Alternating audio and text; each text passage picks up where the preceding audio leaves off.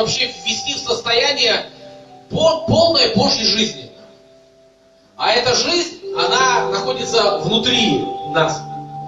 Библия говорит, что мы, когда мы принимаем Господа нашим Спасителем, наше тело становится как храм Божий. Ну, повернись к соседу, покажи на него пальцем, скажи: ты храм Божий. Вау! Это правда, так написано в Библии. Это правда, это не просто какое-то простое выражение, это правда. Наши тела — это храм живущего в нас Святого Духа, которого мы имеем от Бога. Так говорит Библия. Слава Богу. Поэтому я думаю, что кто еще не вошел в благодать, то входите, пожалуйста. Не оставайтесь на местах вообще. Самое главное — нырять вообще. Нырять нужно в жизнь. В состоянии смерти, в состоянии жизни. Когда Господь внутри тебя полностью освобождает от всего. Кто вообще, все свободу чувствуют? У всех нормально внутри? Аминь. Очень важно, понимаешь, Бог не просто это религия, в которую просто нужно поверить. Бог — это жизнь, которая должна проживать в тебе. Это не то, что свод правил исполнять. Это жить внутри. Это жить внутри. Если человек внутри не живет, то ты что угодно делай, это мертвое все. Жизнь должна работать внутри. Слава Господу. Ну что, давайте присядем. И поприветствуем Владимира Храбко, пожалуйста. Владимир.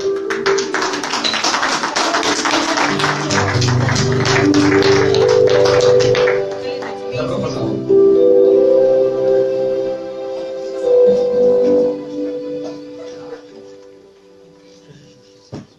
Аллилуйя! Слава Господу! Я хочу быть ближе к людям. Как это сделать?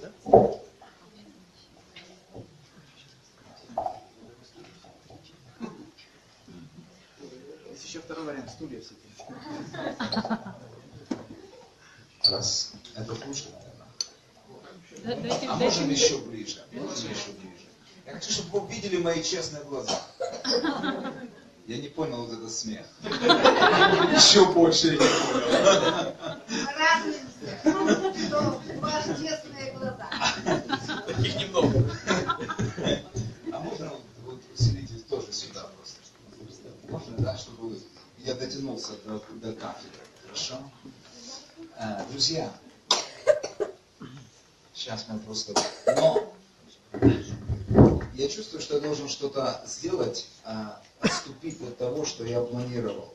Я сегодня с утра думал об этом, думал, сопротивлялся, и я думал все-таки сделать то, что я хочу сделать. Я хотел бы спросить, здесь все люди, которые присутствуют, они рождены свыше. Здесь все люди, которые веруют в Господа Иисуса Христа как своего Спасителя и как своего Господа. Аминь. Подождите. 95. Мне нужно 5%. Меня интересуют женщины за стойкой бара. Меня вы интересуете. У меня такое большое желание предложить вам помолиться за вас. У вас есть какие-то физические проблемы? Вы можете не говорить, но я верю, что Господь, Он хочет прикоснуться к вам сейчас и явить свою благость. Если вы нуждаетесь в физическом исцелении, если у вас есть боль, если у вас есть опухоль, я хочу помолиться за вас сейчас. Это касается людей, которые неверующие. Женщины за барной стойкой. Не стесняйтесь, просто, я верю, что Господь хочет что-то сделать сейчас. Вы хотите, чтобы за вас помолились? Не стесняйтесь. Хотите, чтобы за вас помолились? Выйдите сюда, пожалуйста. Я возложу на вас руки сейчас. И это на основании Библии. Это на основании Библии. Я хочу просто помолиться за вас. Пожалуйста, выйдите сюда, пожалуйста. Не бойтесь. Вы потом встанете на свое место, все будет нормально. Но на самом деле я чувствую, что Бог хочет прикоснуться к вам. Господь хочет прикоснуться к вам. Просто прикоснуться к вам. Он знает ваши сердца. Он знает все, что у вас есть. У вас есть какой-то... Ко мне лицом. Ко мне, не нужно вам видеть этот зал. Ко мне лицом. Просто. Они вам не нужны. Они вам не нужны. У вас есть какие-то каждого есть, да? Я верю, что Бог хочет прикоснуться и убрать эти физические проблемы. Прямо сейчас. Прямо сейчас. Библия говорит, в Евангелии Марка, 16 глава, там написано, что верующих будут сопровождать знамения. И одно из них, они будут возлагать руки на больных, и больные будут здоровы. Представляете? То есть, и это делает Иисус. И Он берет простых верующих. Я верующий в Иисуса Христа. И я чувствую, что Бог желает прикоснуться к вам. Он желает прикоснуться к вам. Я просто возложу на вас руки, потому что это то, что говорит Библия. Возложат руки на больных, и они будут здоровы. И я верю, что Дух Святой показал мне вас, и Он хочет просто прикоснуться к вам, чтобы вы были здоровы. Господь, я благодарю Тебя за этих драгоценных женщин. Господь, Ты знаешь все, что происходит в жизни. Все, что было. Все, что есть и все, что будет.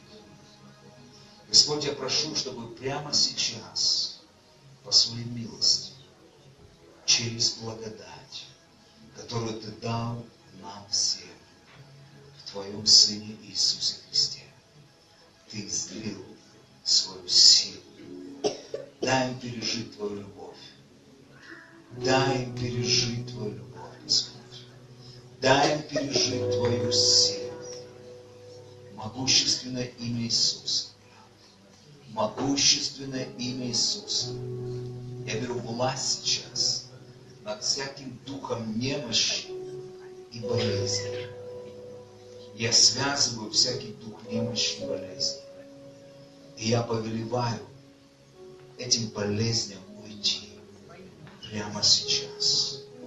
Именем Иисуса Христа. Именем Иисуса Христа. Дух Святой, я благодарю Тебя, что прямо сейчас Ты касаешься их, наполняешь своей силой, наполняешь своим исцелением. Господь, Ты даешь переживать Твою любовь и Твою милость. И пусть они никогда не останутся прежними. Благословляю, благословляю, благословляю вас. Именем Иисуса Христа. Благословляю, благословляю. Благодарю Тебя, Иисус. Благодарю Тебя, Иисус. Благодарю Тебя, Иисус. Благодарю Тебя, Иисус. Аминь. Все. Больше ничего не будет. Пусть Бог благословит вас. Вы очень драгоценные. Вы очень драгоценные для Бога. Давайте дадим Богу славу.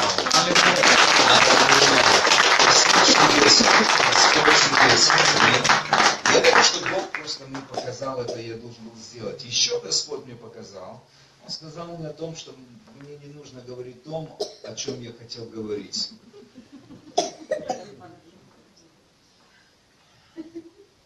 Пастор Николай, можно мне Да, без проблем. отступить от темы? Ну, если Господь открывает новое направление. Ну, я верю просто. Я верю. Я верю, что я коснусь каких-то вещей. Я верю просто. Я чувствую, что я должен просто вам что-то рассказать. Я должен просто засвидетельствовать из своей жизни. Потому что, знаете, Иисус очень давно стал моим все. И это не просто слова. Он стал моим все. И я хотел бы просто рассказать вам, что вот для меня очень важно Его присутствие. Наверное, с 2004 года для меня очень важно Его присутствие. Не просто ощущение внутри, которое мы, как верующие, можем переживать. Потому что Божье присутствие, оно имеет несколько уровней. Это тот мир, о котором говорил пастор Николай, который мы переживаем внутри. И также это ощутимая атмосфера, где ты можешь действительно переживать Божье присутствие. На физическом уровне ты можешь переживать это. И я хочу переживать Духа Святого не только внутри, потому что моя Библия говорит, что Дух Святой, Он живет внутри нас, как в храме.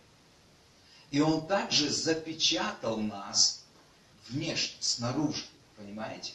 Дух Святой внутри нас, и Он снаружи нас. И поэтому Господь желает, чтобы мы переживали Его не только глубоко внутри, но также и снаружи мы можем переживать.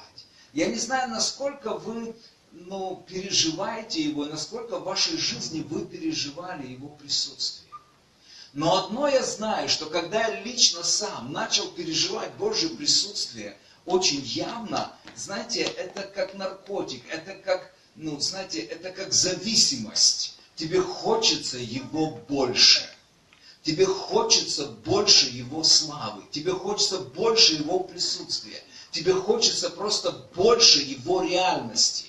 Потому что, знаете, я не хочу быть христианином, который, знаете, вот в кавычках такой, я христианин, я верю в Библию, наставленный в правильном учении, воспитанный у ног Дерека Принса, Ульфа Экмана и Кеннета Хейгена, то есть там разных мужей Божьих, знаете, воспитанный просто у их ног, то есть знаю теологию, богословие, харизматической церкви, протестантской веры, то есть и много-много исторических вещей. Но знаете, когда ты читаешь Писание, когда ты видишь, что происходило, когда Дух Божий сходил на верующих в Деяния апостолов, когда Дух Святой сошел на Иисуса Христа, эта личность полностью, кардинально изменила весь ход исторический. Вы понимаете? Потому что до того, как Дух Святой сошел на Иисуса Христа, Христос не сотворил ни одного чуда и не был известен в Израиле. Но что-то произошло, когда Дух Святой сошел на Него. И мы читаем, что этот Дух Святой, Он повел его в пустыню, он там был искушаем 40 дней от сатаны. Там так написано. И нам дается описание только последнего дня, когда в последний день Иисус Христос взалкал. Но, друзья, я верю, что Иисус был искушаем сатаной не в последний день, а все 40 дней. Вы понимаете, Он был искушаем. Просто на последний день Он взалкал, и пришел сатана, и Он искушал его в 3 сферах. И Иисус прошел это искушение, и Библия говорит потом, что Иисус вышел, Он пошел в пустыню, будучи исполненный Духа Святого, но после искушения сатаны Он вышел в силе Духа Святого, и молва о Нем начала разноситься по всей Иудее. Потому что Он начал не просто как раввины проповедовать учение или Тору, вы понимаете, моих пророков, но Его слова несли в себе силу и власть. И когда Он пришел по своему обыкновению в синагогу и стал читать просто, мы видим, как бесы начали проявляться. Что-то произошло, атмосфера, привычная атмосфера в этой синагоге, она изменилась. Все было нормально, все было хорошо. Там были верующие люди, они поклонялись Богу Авраама, Исаака и Иакова, они читали Библию, можно так сказать, они читали Тору, они признавали, они были в завете со всемогущим Богом. Все было нормально, течение жизни религиозной было прекрасно. Но вдруг приходит помазанный человек, и атмосфера в этой религиозной общине кардинально меняется. Почему? Ведь Иисус и до этого приходил в синагоге. Он был в синагоге. Вы понимаете? Он еврей, он приходил. Но что-то произошло, когда Дух Святой почил на Иисусе Христе. Это полностью изменило его. И для меня это всегда вызов, потому что сегодня, когда ты находишься в церкви, людей, рожденных свыше, крещенных Духом Святым, помазанным Духом Святым, атмосфера синагоги такая же, как в церкви. И я думаю, Господи, да не должно же быть так. Я про себя сейчас говорю. Для меня это вызов. Для меня очень важна атмосфера. Для меня очень важно проявление силы Божьей, чудес и знамений. Это сопровождало Иисуса Христа. Я не знаю, в какой церкви вы родились. Я не знаю вашего религиозного прошлого. У нас было сверхъестественное рождение в сверхъестественной церкви. Мы с Павлом и с Лилией из одной церкви. Мы родились в одной церкви. Я скажу вам, наше христианство, оно было воспитано в сверхъестественной атмосфере. Мы родились в сверхъестественной церкви. Так ведь? Мы другой не знали, у нас не было религиозного прошлого. Мы язычники, мы грешники, мы пришли из мира, нам сказали об Иисусе Христе, мы уверовали в Иисуса Христа, и мы попали в церковь, где Божье присутствие было, мы родились в Божьем присутствии, где изгнание бесов, это было само собой разумеющееся, где исцеление больных, разных заболеваний было само собой разумеющееся, где раковые опухоли просто уходили, где раковые больные исцелялись. Вы понимаете, где бесы на служениях просто проявлялись.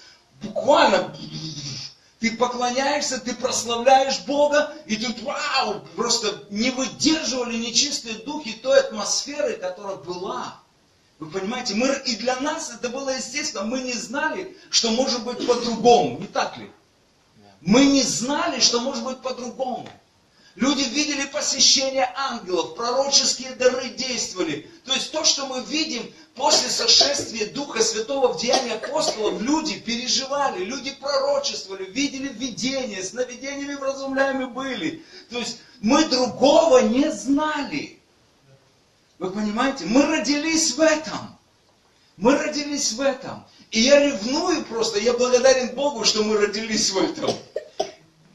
Я не знал другого ничего. Но знаете, бывает так по стечению жизни, что ты просто, ты в этом родился, ты даже этого не ценишь. Ты даже не знаешь, что есть другое. Точно так же, как Адам. Вы знаете, что Адам был сотворен в славе Божьей? Что он буквально был облечен в славу, он одет был в славу. Он даже не подозревал, что значит быть без славы. Он даже не ценил этого, вы понимаете? Он был сотворен сразу в славу одетый. Он понял, что он лишился славы только тогда, когда он согрешил. Вы представляете? Он был рожден в славе. Он был рожден в славе. Поэтому бывает так, что когда ты рожден сверхъестественным, для тебя сверхъестественное становится естественным, и по разным причинам ты как бы привыкаешь, потому что люди могут привыкнуть ко всему. Люди привыкают как к плохому, так и к хорошему привыкают. Да? Люди привыкают. В церкви можно говорить аминь. Это не греховное слово. Да, если вы согласны просто, вы иногда можете говорить аминь. Если вас что-то еще трогает, и вы восхищены, есть еще слово аллилуйя. Это значит вся высшая хвала Богу. И это тоже можно говорить в церкви. Хорошо? Вообще можно в церкви только два слова эти говорить, менять интонацию, и будет хорошая проповедь. Аминь. Аллилуйя. Аллилуйя. Аллилуйя. Аминь. И все. И так можно просто час проповедовать. Я шучу, это шутка просто. Вообще-то у проповедника должно быть слово. Церковь должна назидаться. Хорошо, друзья. И вы знаете, так получилось, что мы проповедовали Евангелие, мы увидели очень много чудес. Я лично переживал очень много чудес, как лично в своей жизни, так и также молясь за людей. Я помню, когда в первый раз я увидел, как на моих глазах раковая опухоль, которую я держал в руках, двумя руками, просто исчезла. Куда она исчезла, я не знаю просто. И мне не нужно знать. И я сам был удивлен. Когда я молился за одну женщину, она вышла, я говорю: женщина, в чем ваша проблема? Она поднимает руку, и у нее висит вот здесь вот опухоль вот такая вот. И я беру эту опухоль в две руки, она не помещается у меня. И говорю: женщина, исцеляет вас сейчас Иисус Христос. Именем Иисуса Христа будь исцелена. Сила Божья сходит на нее, она падает. Я иду дальше молиться, возлагать руки за больных. Возвращаюсь, эту женщину, она встала, у нее такие глаза, она щупает руку. Я говорю: женщина, что с вами произошло? Она говорит: нету опухоли. Я удивился. Я говорю: как нету? Я же ее держал в руках. Я не просто, знаете, смотрел на нее, я держал ее в руках. И она говорит: нету. И я действительно посмотрел, я начал пробовать, потому что осталась отвисшая кожа. Просто осталась отвисшая кожа, но опухоли, уплотнения этого не было. Я сам был удивлен, думаю: вау, какой прекрасный Иисус у нас. Аллилуйя! Дайте ему славу! Аллилуйя! Он чудесный Иисус! Он чудесный Иисус просто! И это просто просто, это свидетельства, которые сопровождались на наших служениях. Один проповедник приехал, помню, со Швеции к нам, и он был изумлен. Он говорит, послушайте, Божье присутствие в вашей церкви такое, говорит, просто невозможно сделать никакого резкого движения. Потому что на самом деле иногда плотность Божьего присутствия такая, что ты, как в замедленном фильме, знаете, ты хочешь сделать быстро, а ты не получается. Вот такая ватная атмосфера бывала просто. Вы понимаете, Божье присутствие, оно реально. Я хочу, чтобы вы поняли, оно реально. Оно реально. И мы просто выросли в такой атмосфере. И постепенно что-то начало происходить. Я не знаю, почему это начало происходить. Я никогда не хочу забывать. Это не значит, что у меня ностальгия по этому, но я хочу большего. Это было в моей жизни. Я переживал, мы горели, мы очень много делали для Иисуса вообще. Мы были действительно безумны Христа ради тогда. И Бог что-то делал могущественно в нашей жизни. Но знаете, что-то произошло. Что-то произошло. Я не знаю, что. Наверное, мы заслужились. Я не знаю, что произошло. Потому что некоторые говорят, сезон тогда был такой, пробуждение, начало 90-х или еще что-то. Может быть. Но я не хочу терять этого. Я хочу больше этого. Я хочу больше. Потому что моя Библия говорит, что Иисус Христос, Он не вчера, не в 90-х остался. Он вчера, сегодня и вовеки. Он не меняется. Вы понимаете? Он не меняется. Точно так же, как тогда Он хотел проявлять свою силу и славу, точно так же и Он желает сейчас. И поэтому я всегда жажду, я просто несу эти воспоминания, просто это, знаете, как дежавю какое-то, знаете, это то, что было у тебя, как память такая духовная. Такая душевная, духовная память отпечаталась, то, что было, ты переживал в своей жизни. И вы знаете, мы из Днепра были, вернее, все были из Днепра, они остались в Днепре, а я просто был призван как миссионер в другой город.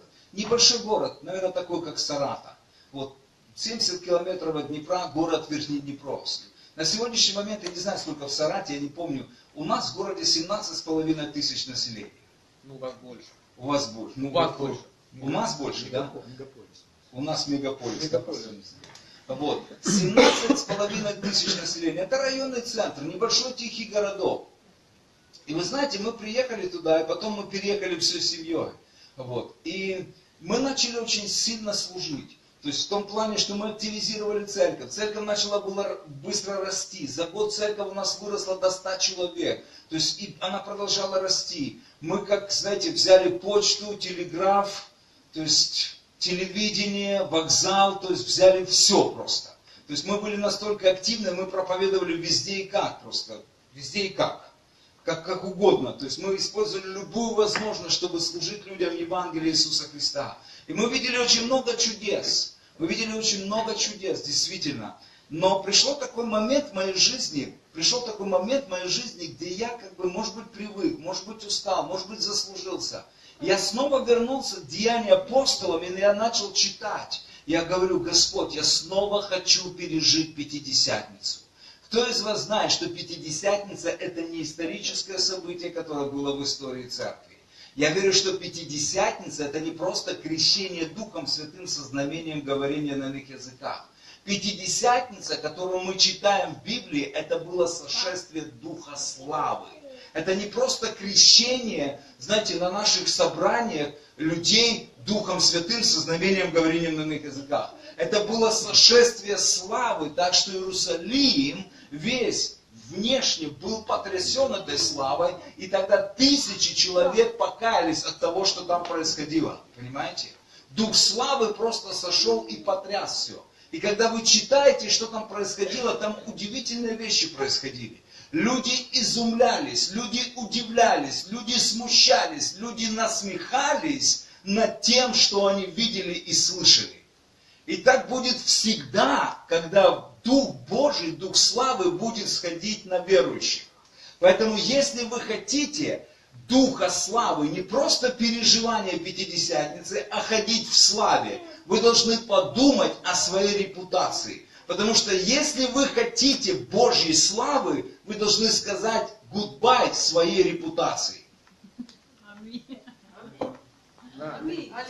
Не все хотят этого, потому что есть цена. Есть цена, чтобы ходить в славе Божьей. Есть цена. Этих людей, которые были крещены Духом Святым, хотели убить и не раз. Потому что многие смотрят только на чудеса и знамения, которые сопровождали апостолов и первую церковь в Иерусалиме. Но мы также читаем о гонениях, мы читаем о том, что их хотели убить. Иакова обезглавили в конце концов. Как вам такое? Уже никто не хочет ходить в славе. Хотим. Друзья, есть цена, чтобы ходить в славе. Есть цена, чтобы нести славу. Вы понимаете? И я вернусь опять же к своей истории. И будучи наученный, имея библейское образование, пасторский университет за плечами, библейскую школу, то есть и так далее и тому подобное, я все-таки устал, я все-таки перегорел. И когда я начал читать Деяния апостолов, я снова начал молиться, искать лица Божьего и говорить: Господи, я снова хочу переживать Твое присутствие. Не просто делать что-то для Тебя, хорошие вещи, но быть с Тобой, ходить с Тобой, чтобы Ты ходил со мной. Помните, как Деяние 10:38 написано? Как Бог Духом Святым и силою помазал Иисуса Христа из Назарета. И Он ходил, благотворя и исцеляя всех, обладаемых дьяволом. Почему? Потому что Бог был с ним. Вы понимаете? Аминь. Бог ходил с Иисусом Христом. Я говорю: Господь, я хочу снова и снова, чтобы Ты ходил со мной. Мне снова и снова хочется ходить с Тобой. Господь, я просто хочу этого. Я просто хочу этого. И вы знаете, я уже рассказывал не раз эту историю. Но я чувствую, я должен рассказать эту историю вам. Снова и снова. Вы, наверное, уже слышали мою историю, пастора. Слышали эту историю, как я встретился, пережил снова крещение огнем, крещение Духом Святым. И по-новому пережил это все. Но это все равно хочется мне большего. И я помню, когда приехал в Киев на одну конференцию в 99 году. Я приехал на конференцию, пастор, вроде бы быстро растущей церкви, в маленьком городке, но быстро растущая церковь, который знает Божье присутствие, который видит чудеса и знамения, которые происходят в церкви. Потому что чудеса и знамения происходили в нашей церкви, происходят в нашей церкви. Но всегда есть, я говорю, ты становишься зависимым, неудовлетворенным, и тебе хочется больше, больше и больше Бога. Больше Его. И вы знаете, я вот приехал за тем, чтобы получить больше. И я приехал на одну конференцию, которая называется «Поймай огонь! Прими огонь!» И я приехал на эту конференцию. И впервые там на этой конференции, это было около 1000 человек. И там были люди с Англии, с Америки, то есть... в общем, нет, с Англии и с Америки были спикеры. И там проповедовали Слово Божье. Мне очень нравилось это Слово, потому что так как я был воспитан на Слове, для меня каждая конференция это было получить Слово, получить Слово, получить Слово. Потому что я считал, что Слово это основание нашей жизни. Я по сей день считаю, что Слово это основание. Но если Слово будет без Духа Святого, это будет сухая религия. Аминь. Поэтому нам нужен и меч, и вода. Нам нужен и меч, и вода. Вы понимаете? Поэтому нам нужно Слово и Дух. И вот я пришел, и я просто на этой конференции, я слышал первое служение, прекрасное учение, как слышать голос Божий. Второе служение, прекрасное учение. Третье служение, выходит проповедник из Англии. И он очень странно себя ведет. Очень странно себя ведет. И он почему-то смеется, у него какие-то конвульсии, что-то происходит. А я сижу очень близко, приблизительно как Николай вот сидит, и я просто вижу все то, что происходит на моих глазах. И он меня очень сильно начал раздражать. Мое богословие, моя теология была оскорблена. Потому что я приехал за несколько сот километров для того, чтобы услышать Слово. А тут стоит человек, он смеется за кафедрой, открыл Библию, смеется и в каких-то поддергиваниях и каких-то конвульсиях. И вы знаете, меня это очень сильно раздражало. Вы понимаете, что мы, верующие, иногда можем раздражаться? Кто из вас знает об этом? Ну, по крайней мере, я такой грешный. И меня просто это раздражало. И я был очень недоволен. И у меня была как бы такая, знаете, шизофрения, раздвоение личности. С одной стороны, моя теология, мое богословие не принимало то, что я видел своими физическими глазами, но мой дух переживал сильное Божье присутствие. И я не мог понять, что это такое. С одной стороны, я переживаю сильное присутствие. С другой стороны, все то, что я вижу, не укладывается в моей религиозной голове. Вы понимаете? И это просто был конфликт, серьезный конфликт. И я сказал Богу: Господь, если это какое-то заблуждение, Бог, я готов сдать билеты и уехать. Только скажи мне это. Господь промолчал. И я понял, что Господь на глупые вопросы не отвечает. Это очень, это правда. Это правда. Это то, если вы смотрите на жизнь и служение Иисуса Христа, вы как-нибудь обращали, как Иисус, он полностью игнорировал, когда его спрашивали фарисеи, когда его что-то там подкалывали. Иисус просто переводил тему разговора совсем в другую сторону. Вы замечали, нет? Господь на глупые вопросы не отвечает.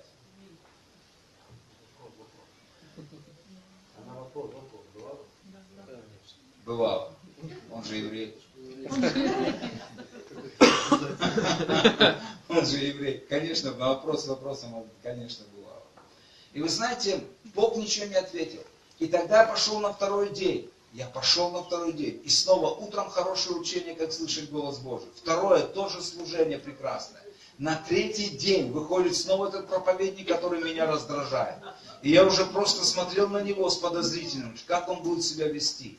Но в этот второй день он открыл Библию, и он был просто заряжен для того, чтобы нести пророческое слово. У него было пророческое слово для Украины, и он хотел высвободить это слово. Он начал говорить из Библии, открыл книгу пророка какого-то, начал говорить, объяснять. А так как я сижу очень рядом, я все вижу на сцене, вся мимика, все передо мной проходит. И я смотрю, и я начал обращать внимание на переводчика, который переводил. И этот парень, он был такой весь такой упитанный, слегка розовощекий, как я говорю, лицо, которое без греховного прошлого, знаете, просто. Вот просто такой розовощекий, такой упитанный, такой. И я начал смотреть, что-то не так происходит с переводчиком. Потому что переводчик начал потеть и начал покрываться пятнами. И потом он ближе и ближе начал подходить к кафедре. И язык его начал заплетаться. И это на моих глазах. Я начал смотреть. Я уже перестал слушать проповедника. Я просто смотрел на переводчика. И я понимаю, что с переводчиком что-то не то. Он начинал очень живо, очень классно начинал. Но потом через, наверное, 20 или 30 минут он уже держался за кафедру. Потом через 5 минут он лег на кафедру. И он буквально на моих глазах, если вы когда-нибудь видели полностью пьяного человека, вот что называется истерика. Вот как вы, наверное, знаете, да? Вот именно вот так, он просто был пьяный, он реально лыка не вязал. И он вообще все. И это на моих глазах. И я видел, и я понимаю, это реально. Это реально. И мне сразу Дух Святой говорит, Деяния 2 глава. Деяния 2 глава. Вы помните, как выглядели те 120 учеников, когда сошел на них Дух Святой? Кто-то, когда увидел их, он сказал, послушайте, да это же пьяные люди, они напились сладкого вина.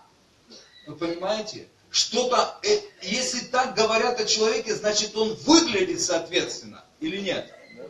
Он, наверное, выглядит, если так в Библии говорилось об этих людях, исполненных Духом Святым, значит они выглядели как пьяные люди. И я реально просто увидел, как на моих глазах человек просто опьянел от Божьего присутствия. Опьянел так, что он не мог ходить своими ногами. Он не мог говорить своими устами. И тогда этот проповедник говорит: вы видите, друзья, я готов сегодня проповедовать, но переводчик не выдерживает Божьего присутствия. Есть у вас тут еще один переводчик? И там нашлась одна девушка, она говорит: я переводчик. Говорит: ну сделайте что-то с этим парнем. И 2 местоуказателя просто под белые рученьки вынесли этого человека. Он реально не мог ходить своими ногами. Его просто спустили, и так как я сидел где-то в том ряду, а его посадили вот здесь вот с краю, я видел просто, его бросили как мешок с картошкой, он развалился в очень неприличной позе, и вообще вот такой вот был. И я смотрел на него и думаю: это реально.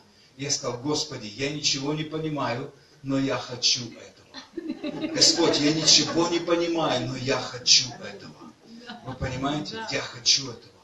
И я молился Богу, и тогда ничего не произошло как бы особо такого, но я знаю, что в тот момент Бог начал свою работу в моей жизни. Я приехал уже другим, и уровень Божьего присутствия в церкви и сверхъестественного вырос у нас.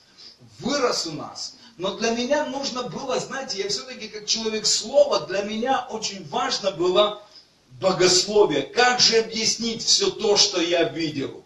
Я говорю: Господь, просто покажи мне. Я вижу, что в Деянии написано, но покажи. И у меня родилась проповедь: не пропусти Иисуса, которого ты не понимаешь. Вы слышали эту проповедь?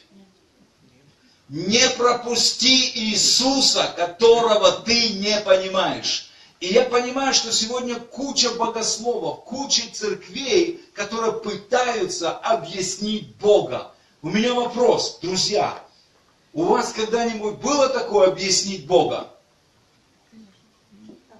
И как?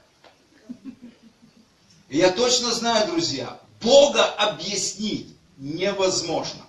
Всякий раз, когда люди пытаются объяснить Бога, они склонны впасть в ересь.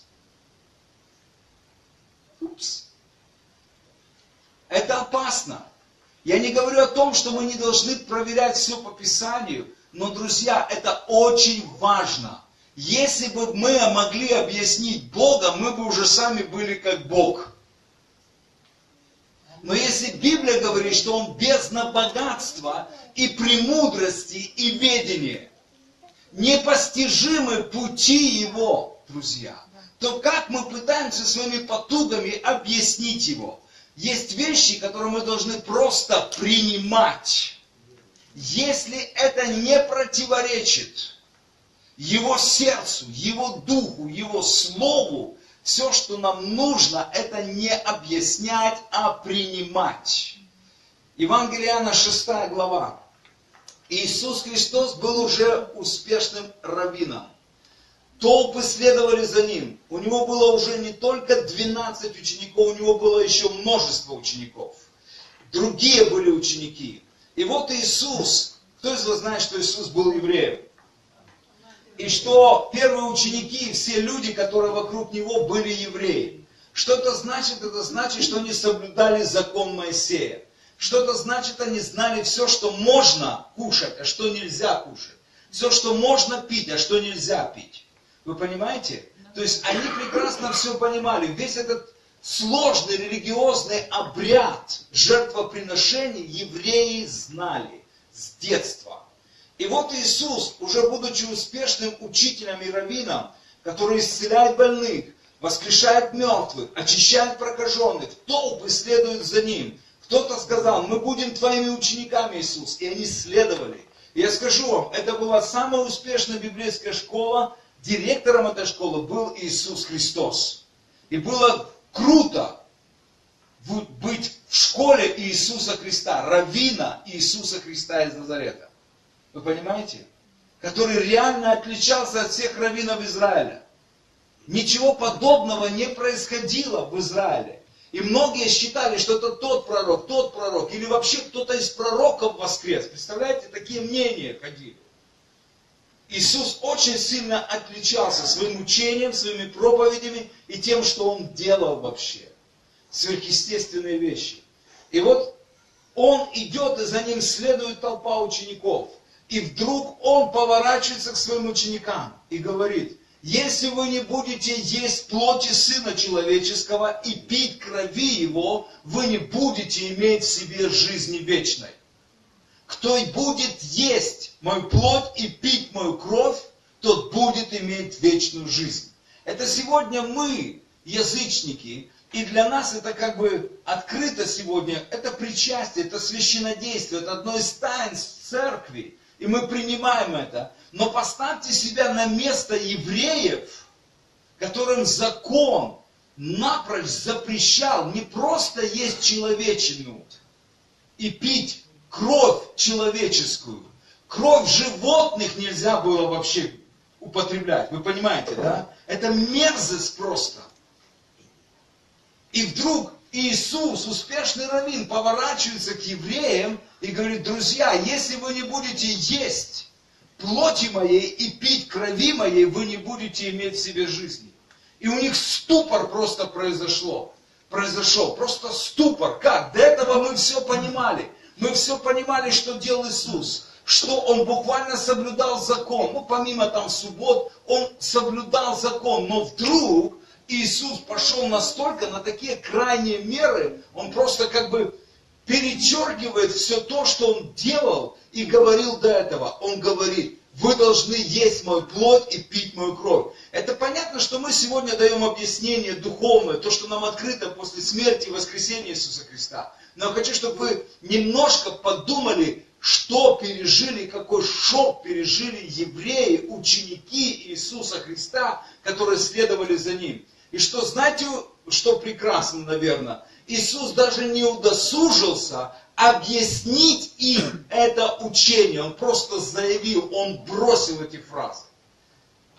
Вы понимаете? Он просто бросил, как отрезал. Реакция людей, смотрите, Евангелие Иоанна, 6 глава, 60 стих.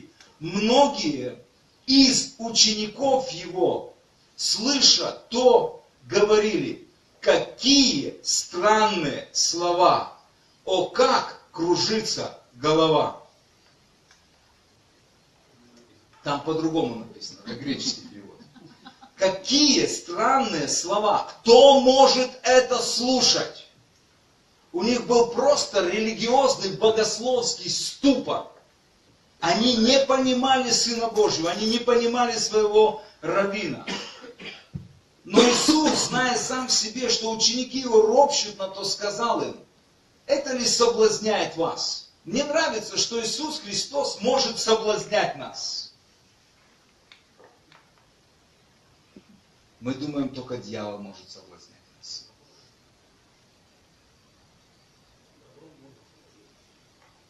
Вы понимаете?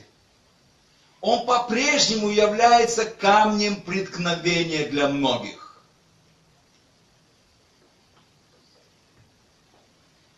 Это ли соблазняет вас? Что ж, если увидите Сына Человеческого, восходящего туда, где был прежде? Дух животворит, плоть не пользует немало. Слова, которые говорю я вам, суть дух и жизнь. Но есть из вас некоторые неверующие, ибо Иисус от начала знал, кто суть неверующие и кто предаст Его. И сказал: для того-то и говорил я вам, что никто не может прийти ко мне, если то не дано будет ему от Отца моего. С этого времени многие из учеников Его отошли от Него и уже не ходили с Ним. Он был с тем, кто соблазнил. Он был тем, через которого они приткнулись. Вы понимаете, что Иисус может сегодня быть камнем преткновения для нашей религии, для нашей теологии, для нашего богословия. Потому что хотим мы этого или не хотим, если мы посещаем какое-то собрание, мы являемся заложниками того учения, которое проповедуется в данном собрании. Да, да. Хотим мы этого или не хотим. И в этом нет ничего плохого, друзья. Вы понимаете? Но мы должны понимать, Бог больше нашей церковной доктрины. Аминь. Аллилуйя. Вся истина не у церкви. Вся истина у Бога. И Бог по своей милости открывает своей церкви истину. И в той мере, в какой Бог открывает церкви истину, в той мере церковь и ходит. И если церковь ходит в той истине, в той мере, которую Бог открыл, Бог открывает больше, больше и больше. Но вся истина не у церкви, вся истина у Бога, друзья. Поэтому наше церковное учение и богословие – это не наша священная корова. Сегодня ведутся бои, братоубийственные войны в теле Иисуса Христа за правильное учение. И дьявол стоит и потирает руки. Убивайте друг друга, братья. Уничтожайте друг друга, сестры. Вы со мной? Да, мы здесь. Вы понимаете, о чем я говорю? Да. Я не против учения, но я понимаю одну вещь, что я должен быть гибким. И если Бог раздвигает границы, я должен двигаться. Я не Бога должен загнать в свои рамки своего богословия, а Он должен раздвигать мои рамки богословия. Вы чувствуете разницу? Очень часто мы загоняем Бога в свои религиозные представления. А мы должны быть мягкими, позволять Ему менять наши религиозные представления. Я не говорю об основах. Я верю в Троицу. Я верю в смерть и воскресение Иисуса Христа. Я верю в прощение грехов. Я верю в пролитую кровь. Я верю в грядущее царство. Я верю, что Иисус Мессия. Он Спаситель, Он Целитель. Аминь. Аллилуйя. Вы понимаете?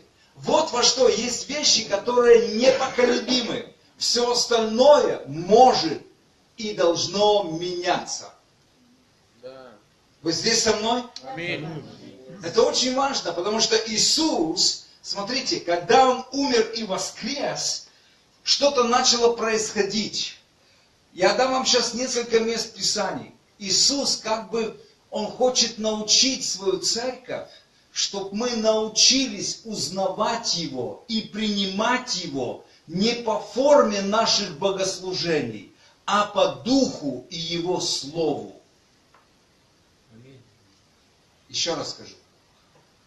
Господь желает научить свою церковь, чтобы мы принимали Его не по форме наших богослужений, а по Его Духу и Его Слову.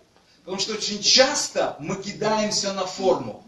Так, здесь женщины в брюках, здесь женщины в косметике, там в платочках, там вообще священник в рясе, а ты даже креста нет на тебе. Вопрос не в одежде. Вопрос в Его присутствии и в Его Слове. Аминь. Вы понимаете? В Его присутствии и в Его Слове. Неважно, как выглядит форма богослужения. Электрогитары и ударники или духовая музыка. Вообще не вопрос. Вообще это не камень преткновения. Вы понимаете? Потому что Бог ищет себе поклонников, которые бы поклонялись Ему как? Там описано вообще, на каких инструментах. Он ищет, чтобы Ему поклонялись в духе и истине. Вы понимаете? Таких поклонников Он ищет себе. И я покажу вам несколько мест Писаний. После смерти и своего воскресения что-то начало происходить в жизни учеников. Вы знаете, что Иисус являлся своим ученикам? И знаете, что я заметил? Он являлся им всякий раз в разных образах. И всякий раз приводил учеников в смущение. У меня вопрос. Господи, почему каждый раз, когда ты являлся своим ученикам, они тебя не узнавали? Вы когда-нибудь замечали это в Библии? Я заметил. И я хочу поделиться это с вами. Смотрите, если у вас есть Библия, тогда со мной. Если нет, тогда все равно вы должны проверить меня. А? Гаджеты. Как можно Библию в такое название поместить? Святое Писание в гаджеты.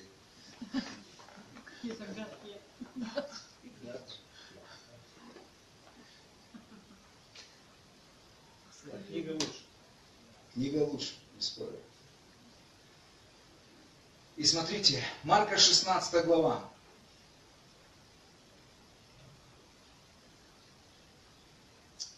Воскресший, 9 стих. Воскресший рано, в первый день недели, Иисус явился сперва Марии Магдалине, из которой изгнал 7 бесов. Она пошла и возвестила бывшим с ним плачущим и рыдающим. Но они, услышавши, что он жив, и она видела его, не поверили. Оставьте закладочку здесь, мы сейчас прочитаем. Пусть поиграет, нормально, пока пауза. Я представлю. Хорошо. Пауза. Евангелие Иоанна, 20 глава. Евангелие Иоанна, 20 глава. И мы читаем эту историю. Смотрите. 20 глава, 11 стих. А Мария стояла у гроба и плакала. И когда плакала, наклонилась во гроб. И видит 2 ангелов в белом одеянии, сидящих одного у головы и другого у ног, где лежало тело Иисуса. И они говорят ей: жена, что ты плачешь? Говорит им: унесли Господа моего, и не знаю, где положили его. Сказавши это, обратилась назад и увидела Иисуса, стоящего, но не узнала, что это Иисус. Мария, которая сидела у ног Иисуса, которая возливала масло, которая вытирала волосами его ноги, которая знала Иисуса, ходила с Иисусом, вдруг не узнала его. Иисус говорит ей: жена, что ты плачешь, кого ищешь? Она, думая, что это садовник, говорит ему: господин, если ты вынес его, скажи мне, где ты положил его, и я возьму его. Иисус говорит ей: Мария. Вау, что-то есть в именах. И когда он сказал Мария, что-то ёкнуло внутри Марии, и она, глаза открылись. Она говорит: Равуни, Равуни. Вы понимаете? Учитель. Она узнала его. Она узнала его. И она сразу же побежала к своим. И те сказали: женщина, о чем ты говоришь? О чем ты говоришь? Дальше читаем здесь Марка 16 глава. После этого, после того, что я только что прочитал, явился в ином образе. Скажите, в ином. В ином это значит в другом, не таком, в котором он явился Марии. То есть Иисус как бы менял образы. Я не знаю, как он выглядел, но Библия говорит, я доверяю Слову Божьему, что всякий раз он являлся в разном образе к своим ученикам. И такое впечатление, он больше смущения приводил, чем ясности. Так ли? По одной простой причине. Запомните то, что я сказал в начале. Господь желает научить свою церковь, чтобы мы узнавали Его не по видимому образу, не по форме, а узнавали Его по духу, по Его присутствию и Его Слову. Аминь. Вы понимаете? Не важно, как будет выглядеть служение, не важно, что здесь будет происходить. Первое, конечно, ты переживешь ступор. Но внутри помазание, которое на тебе, оно будет учить. Это я, не бойся. Это я, ты не понимаешь вообще, что происходит. Вообще, твоя теология трещит по швам, но это я.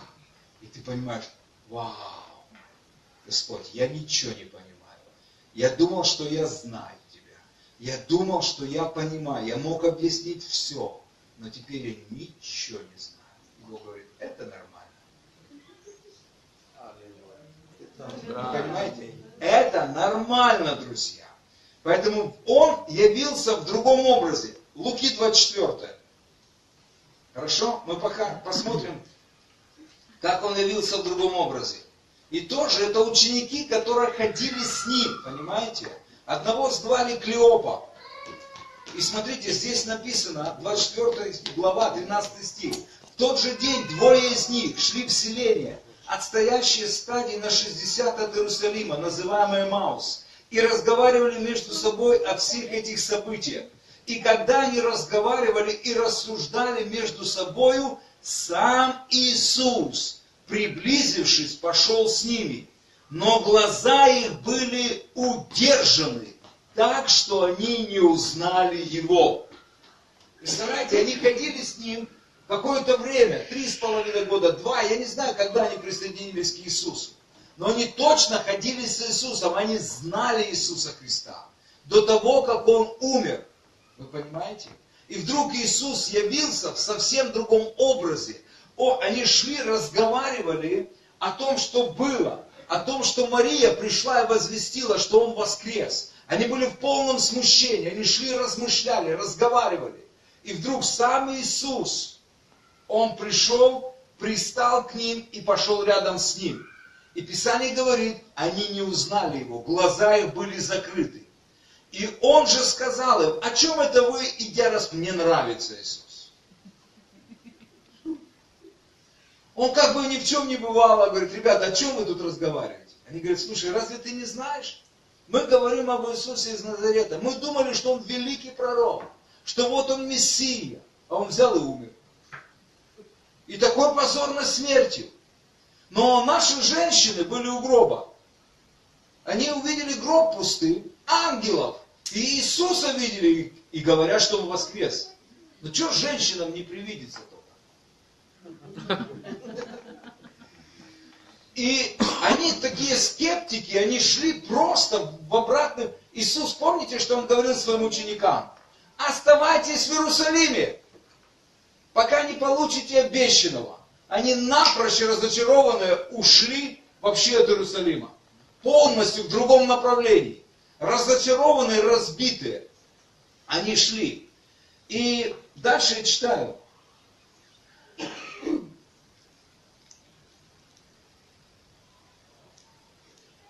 25 стих. Тогда Он сказал им, о несмысленные и медлительные сердцем, чтобы веровать всему, что предсказывали пророки. Не так ли надлежало? И Он начал объяснять им из Писания. И всю дорогу Он шел до этого города. Он шел просто, и когда они остановились на ночлег, они слушали Его, слушали. Иисус сделал вид, что Он идет дальше. Они говорили, слушай, человек. Говорит, давай переночуем здесь. Давай поужинаем вместе. Иисус говорит, окей, хорошо. У них хватило мудрости остановить Иисуса. Говорит, давай покушаем вместе. И Писание говорит, что когда Иисус, благословив, преломил хлеб, буквально Библия говорит, глаза их открылись, и они узнали, что это Иисус. Но Он стал невидим для них. Он пришел в другом образе, чем Мария, понимаете? И тогда они увидели, что это Иисус, и потом он говорит, слушай, действительно это Господь. Ты помнишь, как горело наше сердце, когда Он говорил из Писания? Это было точно так же, когда Он проповедовал на Елеонской горе. Это было точно так же. Это Иисус. И их жизнь поменялась на 180 градусов, и они побежали снова в Иерусалим. Они пришли к тем апостолам и сказали, Господь таки точно воскрес. Говорит, мы знаем, Он Петру уже явился. Он Петру уже явился. Вы понимаете? Он Петру. Вы знаете, нам так трудно доходит. Последнее место Писания по поводу этого. Евангелие Иоанна, 21 глава. В очередной раз, мне тоже здесь, у Бога есть великий юмор. Смотрите, до этого Он уже им всем являлся. Там уже пришел на вечерю, сказал Фоме, посмотри на руки и ноги мои. Помните, да? Все это уже было. И вот еще один раз Иисус снова являлся ученикам на протяжении какого-то времени после своей смерти и воскресения. Он являлся и всякий раз приходил в разном образе. Вы видите это вообще? Аминь. Да. Вы когда-нибудь замечали это? Молодцы, я думаю, только один я замечал.